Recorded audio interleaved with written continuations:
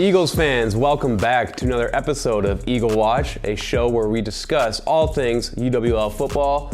And the Eagles, let's just say, they keep flying. They are rolling right now. Another win, another week, and this time 41-21 victory over UW-Eau Claire. That's the 8th straight win over UW-Eau Claire. We're gonna break it all down here with head coach Matt Janis, talk about what's clicking on offense, and preview next weekend's road trip to UW-Platteville.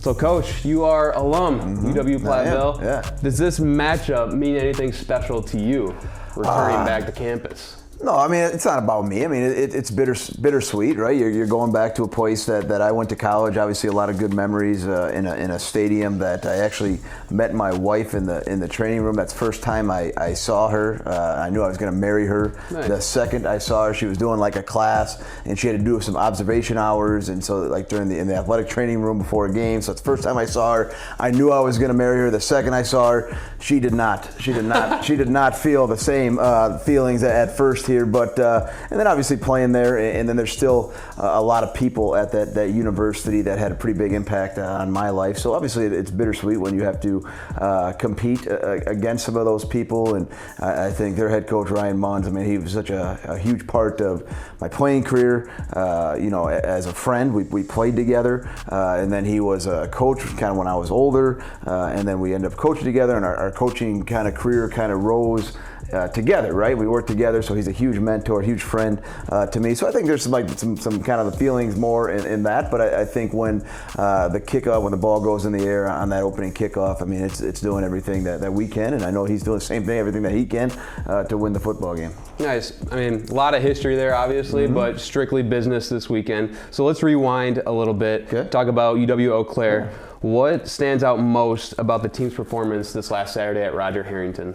Yeah, I think really, Lucas, the way we started, I was probably most impressed with. And every time we play that game, there's the kind of not the adversity, but it's a morning game. They're off their normal routine, right? We're at 11:40. We kicked off. Where we're used to kind of starting our warm-ups at 11:40, and so having to deal with that. And obviously, when you deal with 18, 22-year-olds, you worry about their sleep and them getting up on time and them being awake and ready to go. And so, was really happy with our offense and the way our offense came out of the gates. I just thought Coach Yagi had a tremendous game plan to attack them, obviously through the run and in the air, but I thought his opening shots that he took, in terms of his ability to right off the bat get our best players involved in the game and get our best players touches. You run a jet sweep to Jack Jenke, then it's Gabe, and then it's a pass out to Ott, and to get those guys involved, ready, and right away,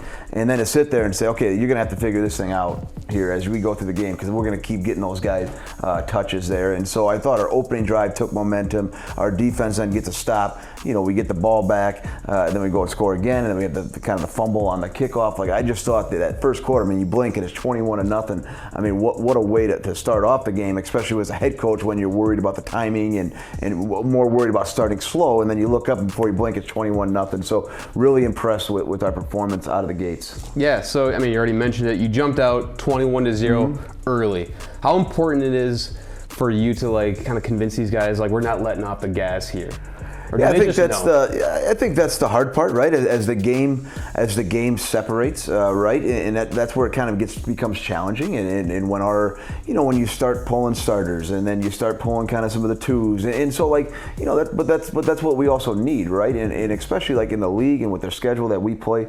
Our starters really don't get to come out, and I think that's the biggest difference with the WIAC. When you play a WIAC schedule, when you play the schedule that we have, like Dane Walters never come out of a game. Maybe for a series at, I think it was Wayne State, he came out at the last series, right? And so to be able to, as we get into the second half of that game, to be able to spell some of our starters, to be able to rest some of our guys, and to more importantly, get some of our twos, some of our threes, and we even got down to some of our freshmen in some cases, give them game reps now, which we desperately need to give them so that they can develop as the year goes on. Yeah, let's talk a little bit about Braden Ott.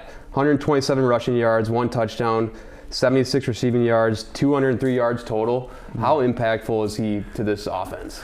Oh, very. I mean, it's just like the 1-2 punch with him and Gabe at running back is just scary. I mean, both of those guys are phenomenal running backs, and they both bring a kind of a different set of skill sets, right? And which is awesome, because we're allowed as a coaches then to kind of play off that and personnel stuff and get those two in the best position with that. But I think, that's something after the Whitewater game, I think, Coach Yagi and our offensive staff looked at, and Ott's been doing it for a long time for us, but sometimes it's tough all the time to get them into a running back rotation, right? If we go, maybe we have a 3 and out, maybe we go something like that, we don't get the full rotation. If we have a drive that extends, we're kind of using Ott and Gabe together and we're bouncing back and forth, but sometimes with only one running back, that's just tough. Like a one running back package, it's tough to get them both on the field. So I think Coach Yagi kind of went to the drawing board after the Whitewater game and said, hey, how can we get Ott more involved and utilize his skill set? And now, we're able to put him in multiple spots, not just a running back spot. And again, it's going back to what we should have had, right? Was, hey, Gabe, Braden, you guys are on the field at the same time and try to figure out different ways to utilize that package. I feel like the NFL is starting to do that a lot more. Like, have this kind of committee running back room. I'm assuming you're a Packers fan, but like the Lions, they have David Montgomery and Jahmyr Gibbs. So it's just kind of like, that's what I kind of like look at when I see these Eagles here. Let's give the offensive line, some love here. How would you assess their play throughout these 4 games? Because they've been huge.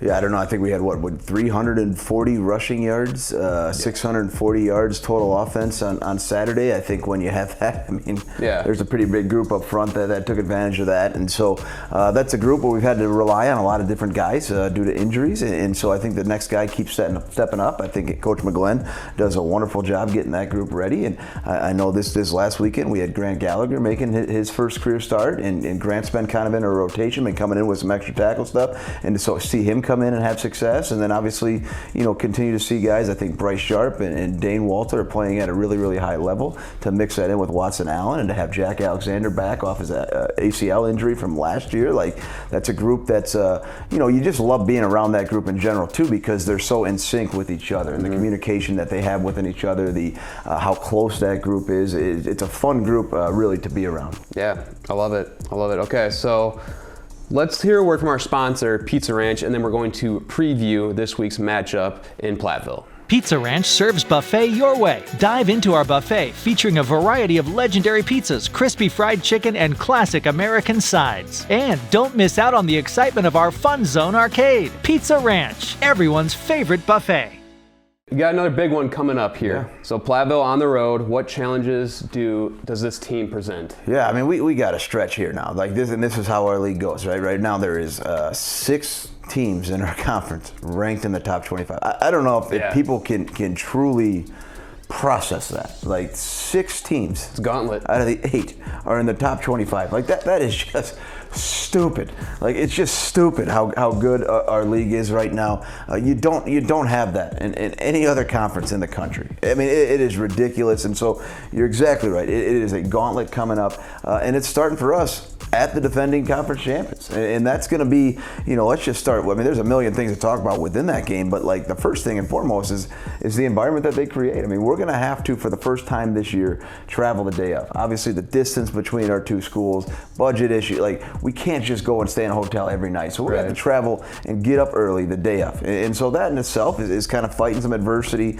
for the first time this season on that. And then when we go to Platteville, we played in a lot of different venues. We played in Division II venues. We played in front of 20,000 people. We played, throughout my career here. But this continues to be one of the hardest places to play. It just is. They do a phenomenal job within their athletic department and within their football program of making that environment hostile and truly trying to make a home field advantage for their team with the way that we're going to be set up as a visiting team from the sound system that's going to be behind our bench just blaring at us, the PA announcer talking during cadence, like they do a great job in that. So like just in general of just going down there, like you have the most hostile environment that our league presents right now. And so trying to overcome that and get our guys ready for that is going to be a challenge within itself. And then, I think it starts then really, there's coaches coaches and players, right? And so I'll start with really their coaching staff. And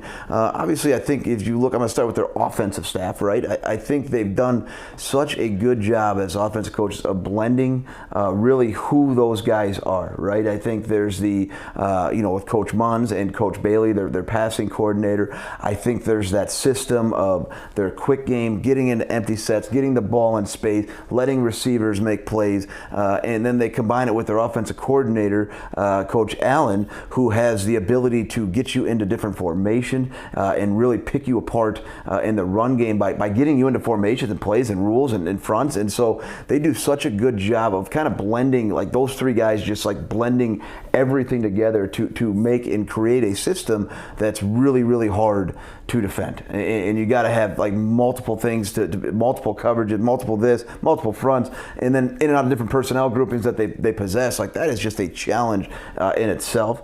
And then I think you switch gears and you go to their defensive staff. And I say this every year that we played this guy, Coach Bowder, their defensive coordinator, he's probably one of the best in the country.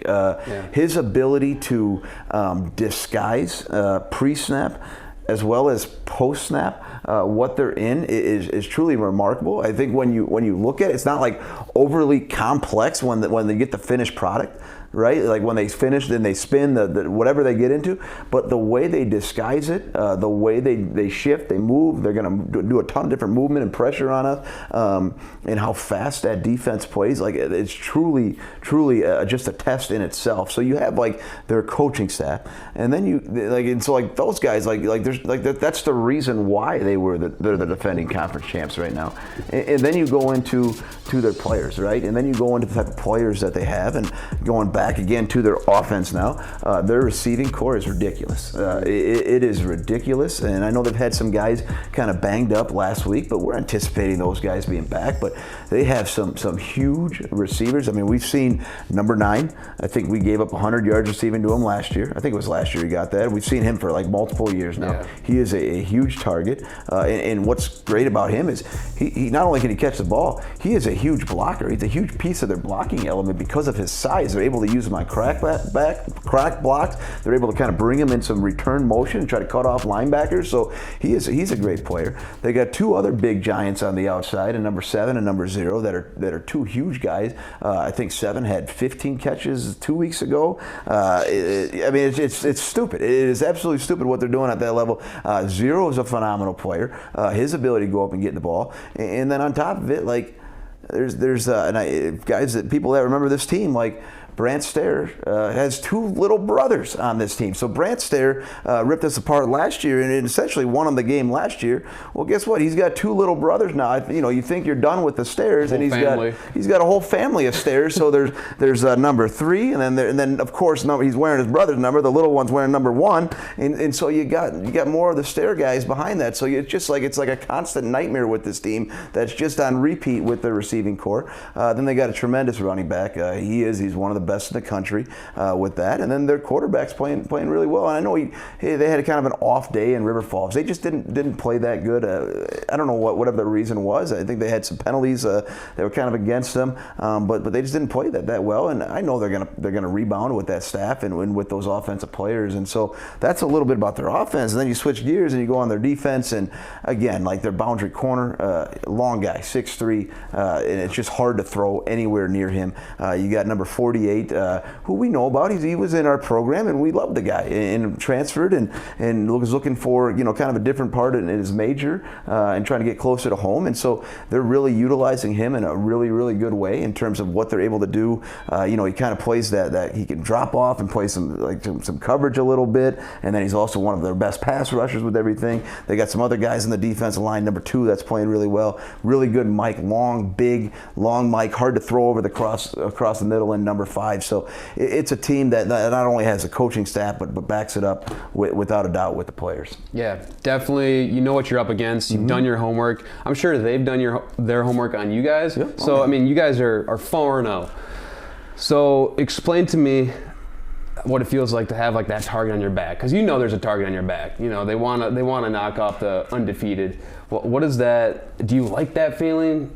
I mean, I feel like you got to like it a little bit. I think you just got to get. I mean, at this point in our league, every game is like it's a playoff game. Yeah. Like that's what it goes in. It's a playoff game. It's a championship game. Like that's how the next 4 weeks are going to go. And it's just like that's what matters. And like so you already know that. And so you're trying to just brace yourself. You're trying to get your kids in the best position possible. You're trying to make sure that your kids are healthy, full, ready to go. Like that's what you're more focused on. I don't think we already understand we're going to get Platteville's best shot, and I think they understand the same thing from us. And so like it's not like it's I don't know if we're looking at the target necessarily. We're more looking at like everybody knows now that everything is for real, that everything is locked in, that everything is for a championship, everything is for playoffs, because like that's what everything's like fighting for. Like like so other leagues don't have this. Other leagues are done. They're some of the top teams in other leagues. They're done. They have nothing to do. They can kick their feet up on the desk. They're going to win 62-0 the next 4 games. They can go get ready for the playoff. Our league, it's not like that here. Right. And so like you have to play your best football now. And we preached that really since August, that you got to play your best football when it matters most. And this is the stretch of games. It's October, November is when we have to play our best football. Yeah, I feel like I assume that's the way the strategy of keeping them grounded, in the locker room is like, this is the gauntlet. The